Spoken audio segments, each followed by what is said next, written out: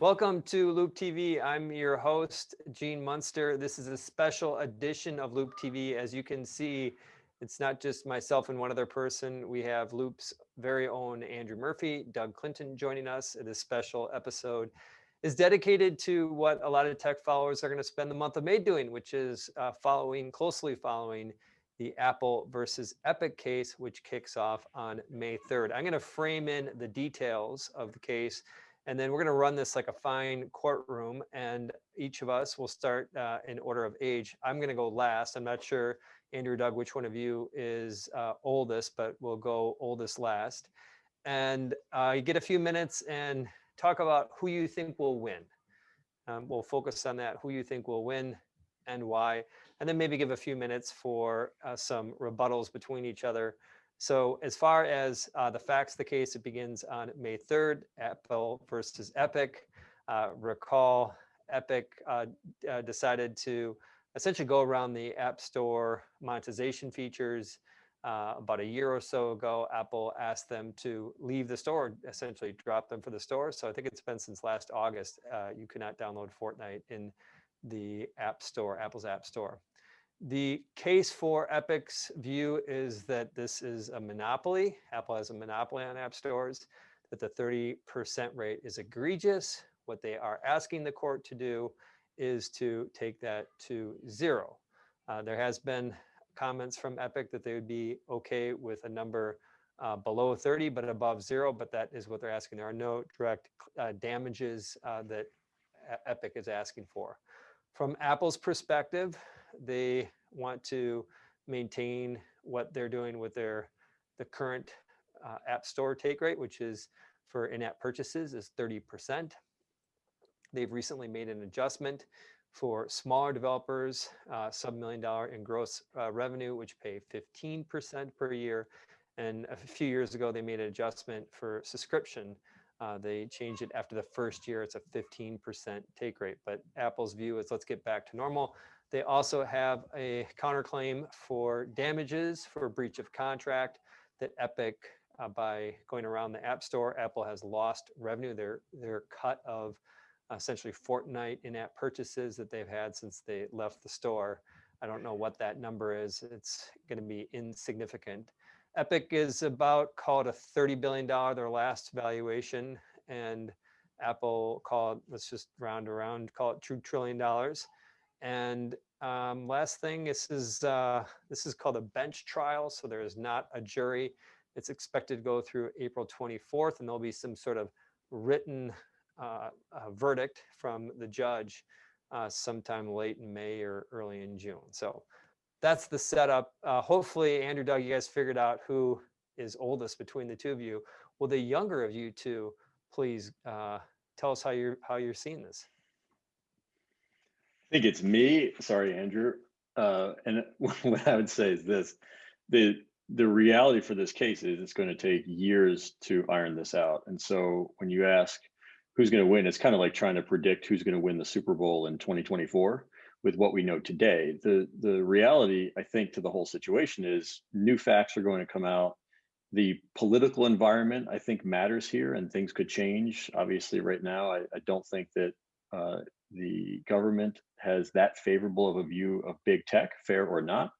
And so I'm going to kind of change the question slightly about who I think is going to win. Number one, I think small developers have already won. You mentioned the changes in the App Store policies for them.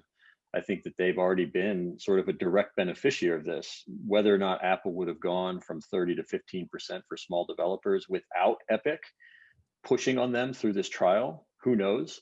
But certainly they've had some perhaps benefits from this action. What I think about how do you determine who's going to win? I think Apple is obviously the one on trial here. I think the countersuit against Epic is, as you said, sort of irrelevant, insignificant, really to both sides. And the question I think the courts need to answer is, does Apple have a monopoly on App Store software sales? And to us, we were actually just talking about this before. I think it's like, how do you define what a monopoly is? Number one, is it 60% market share? Is it 90% market share? What's the hurdle? And also, how do you measure the market share? Is it percentage of devices that power app stores? You know, the iPhone is probably a little over 50% smartphone share in the US. It's certainly much higher. If you look at the dollars sold of software on the App Store, I don't know the number offhand, but my guess is it's maybe something like 70%, and Google's the other 30.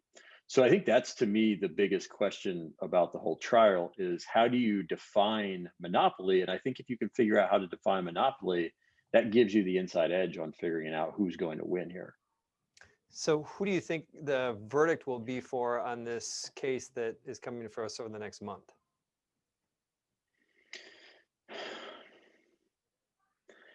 Well, again, I'm gonna say it doesn't matter because it's gonna get appealed. Agreed. This is Totally probably agree. a frustrating answer, but it's the truth. So to me, whether it's Apple or Epic, it's irrelevant because it will go to the next court.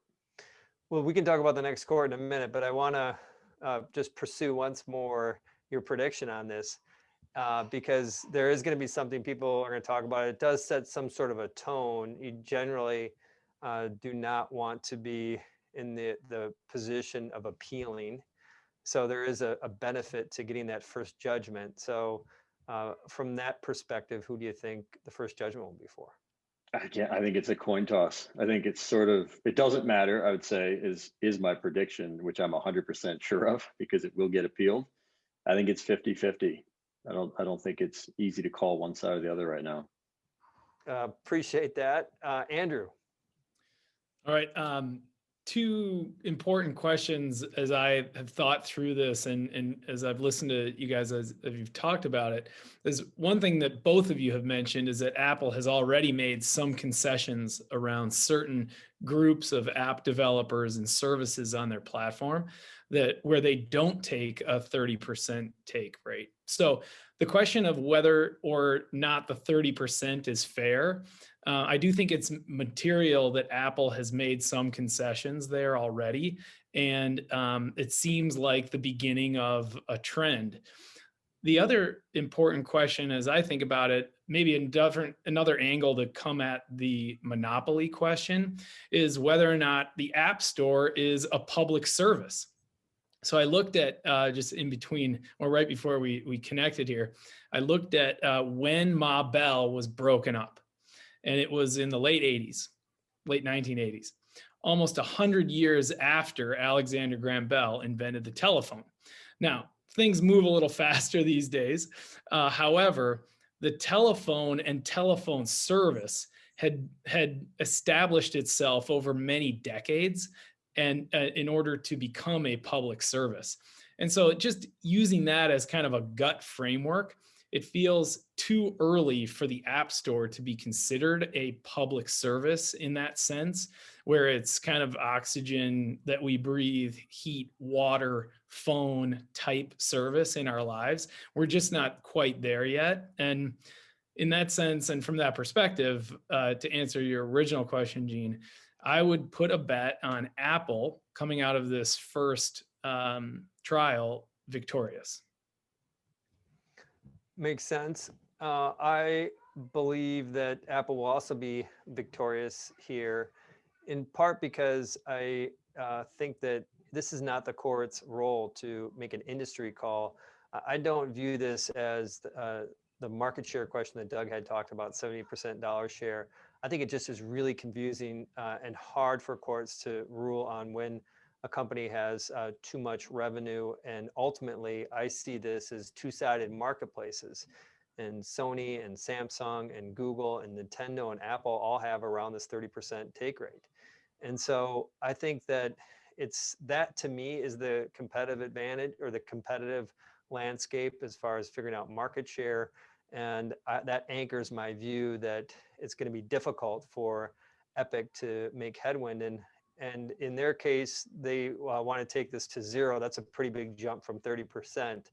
And then the question comes into, does this make sense to land somewhere in between, some sort of a judgment that it should be 15%, for example. And to your point, Andrew, about the Ma Bell and the regulation piece, it's just not this court's job to do that, not this judge's job to do that. And I don't think that the world is ready to put app stores in that category. Similar view as yours, Andrew. We haven't talked about our views before this, and I have had a similar view. So when I put it together, I think that it's going to come across that if you look at software over the last decade, is that ultimately is that the percent that developers are keeping has increased. Competition has also increased because there's prices have gone down. But think back to like Best Buy, for example, and when we're in a shrink wrap software days, Best Buy would keep 50% of the revenue. And so I think that this is a more favorable platform than someone trying to work through the old way of doing it.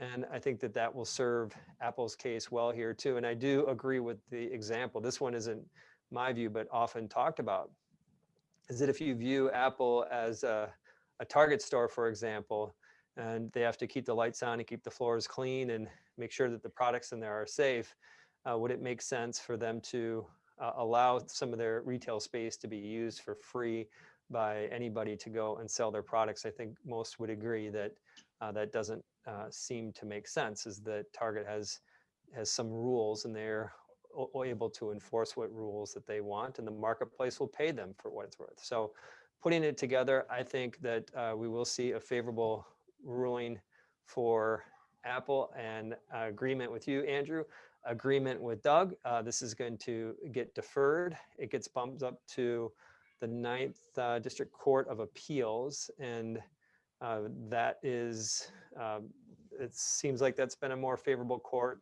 for Apple. We need to do more work on that, but nevertheless, even if that happens, it probably gets appealed again to the Supreme Court. Any rebuttals? I'll chime in with a rebuttal, and I would say a couple of things. One is the Target store narrative never made sense to me, as I feel my role here is to be the Apple skeptic. I needed to set another side of the story.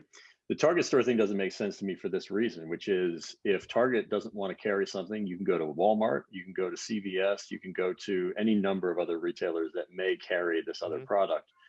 On iOS, and this is really, I think, what's at issue in Epic's opinion, is it is the only store in town, period. If you are an Apple user, you do not have access to any other app stores. You have to go through the App Store to purchase your software. And if you're a developer, the same is true for distribution. On Google, things are different. And I think this will be interesting to see how the courts sort of interpret this. On Android, you are able to access software through third-party app stores, and you're also able to sideload software, just like we are used to doing on our Macs and our PCs, which, by the way, doesn't come with any software tariffs, doesn't come with a 30% charge to do that. And so I have to, I have to believe that the court will take that into consideration when they talk about Epic's claim, which is other platforms do have mechanisms where they charge 30%, but not every platform is the same. And you can't, I think, bucket Apple into the same thing as every other platform. You have to look at each platform individually and say, are they sort of embracing anti-competitive practices with their particular policies? Apple just happens to be the biggest of them all. So they're the ones who are really in the spotlight here. So monopoly or not, smartphone users are in a duopoly, right? There's only two viable options, the Android ecosystem or the iOS ecosystem. And on the other ecosystem, it doesn't operate like it does on iOS, where you've got choices, and in iOS, you don't. Doug, I would agree that that is going to be Epic's approach. And I also think that Apple will say that they have created hardware that has benefited Epic's business. They create security, all the things that Apple say, and the free hand of the market lets them do that. And for me, what it comes down to is kind of stepping outside of, I would say, some of the details of that very difficult question to answer, and think about where it all lands when you put both of them together. And I think that there is enough case on Apple's side that they have done, built hardware, an app store. There's enough case that view about other retailers. It's just, there's just not quite enough there to get a favorable judgment. Well, I would build on that too and say Epic has talked about this, the hardware argument specifically, and here's another difference between Apple and other platforms. Apple makes a significant amount of money on the hardware that they build too, which is different than, let's say, Microsoft with Xbox or Sony with the PlayStation, where for the most part, they're selling those devices near cost, and in some cases, they're losing money on those devices. And so part of Epic's argument has been that, look, Apple has a hardware business. They've defined themselves as a sort of integrated hardware software platform. They make money when they sell hardware. They make money when people use their services after they buy the hardware. In the case of Xbox or PlayStation, they're only actually making money after someone buys the hardware through purchasing games, whether that's licenses that they provide to game developers or through their app stores. And so again, I think there's a lot that the court has to parse through here. It's not as simple to me as, the free market dictates this. And we've talked about this before too. I love free markets, and I think Apple should absolutely have the right to set the price that it wants. I don't have any problem with that at all. I also believe that Epic has the right to challenge those prices. And the only way to really challenge those prices in the market is actually to do it in courts. Because certainly Epic has had these conversations with Apple behind closed doors. I'm sure that before all of the things that went down, they probably approached Apple and said, hey, can we do something better here?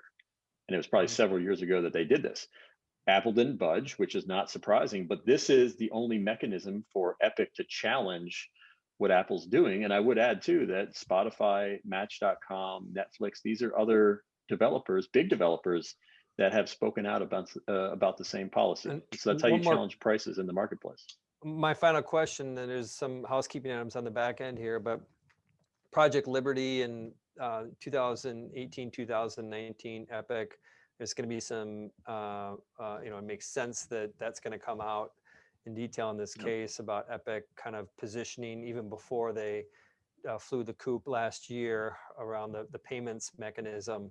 How does that play into the trial, into their case? That wouldn't that weaken their view in the judge's mind when it looks like they're trying to do something a little bit behind the scenes? Maybe. They have their own app store too. This narrative's been out there that there's the Epic Game Store. They charge 12%. It's a competitive app store. And if Apple were, let's say, an outcome to this, whether it's this trial or obviously there's other government investigations going on around all of big tech. If one of the outcomes was that Apple was forced to allow third-party app stores into the iOS ecosystem, just like Microsoft, if you remember, was forced to sort of enable or allow other browsers into the competitive landscape with Windows. I think that would be obviously a very big benefit from Epic. So there should be no confusion here that certainly Epic has a lot of things that it is playing toward. It wants lower rates. Everybody wants to pay less for everything in life, period. That's a normal human reaction. They also have a competitive product, and we shouldn't ignore that reality that, maybe there's been discussion around this for a long time. But again, I think it comes back to what is fair and good for the marketplace. And I think the monopoly question is the question we talked about before. I think that's really the question the court has to answer. That's the question. How will they define it? And I think that will define the outcome of the case. Makes a ton of sense. Some housekeeping items is that we have 3 opinions we've made in here. As a reminder, Andrew and I think that this will be in favor of Apple. Doug believes it's a coin toss. We do keep score at Loup. Andrew, Doug, and I have worked together for 15 years, and we love to compete with each other. We compete with the marketplace. It's just Andrew and I who are on the docket here because Doug, one way or the other, you're at the coin toss. Can I chime in there though? The reason I'm not taking a side, I love to make bets, by the way, just so the audience knows. I don't think there's any upside to this bet, because the value of Epic is not going to change in a month whenever we get this first verdict, nor is the value of Apple. I think the day that it comes out, even if Apple loses, Apple's stock is barely going to move. So to me, we can make fun side bets. I'll take Epic just for fun, by the way, just because you guys both have Apple. I'm happy to take Epic. But this is it's one of those scenarios where there's no way to actually have true skin in the game other than kind of our side action. And so, until we get closer to the ultimate decision, where if Apple is forced to make changes, then you're talking about a real bet with skin in the game, because that could move the stock one way or the other. Agree. I do, by the way, think that if this rules in favor of Epic, Apple stock will be down more than a few percent. I think that In May, yeah, let's say late May or June. Yep. I Yeah, think that showing a sign of weakness for the sign of important weakness, a service crack in the businesses. armor. see, this is a more fun bet to me. I would take the under on 2%. I think Apple will be down less than 2% if they lose this case on the first go round. They'll appeal it. We know that everybody's going to appeal regardless of the outcome. Well, before we proceed here, just want all of our viewers to know we do not have a gambling problem here at Loop. We are going to do another side bet here. Just so the fun bet is, Andrew and I think that this rules in favor of Apple. Doug, you think it will rule in favor of Epic. On the side bet here, and Andrew, I'm going to come to you in a second here. I think down more than 5% if Apple loses. Doug says down less than 5%, down less than 2%. Andrew, what's your take? Down more or less than 5%? If Apple loses, down less than 5%. Down less than 5%. All right, some housekeeping items is that it's going to be who's who at Apple in the lineup here. Tim Cook, Phil Schiller, Craig Federini are all going to be testifying on behalf of Apple. It will be audio streamed, and so we at Loop will not do gavel to gavel coverage.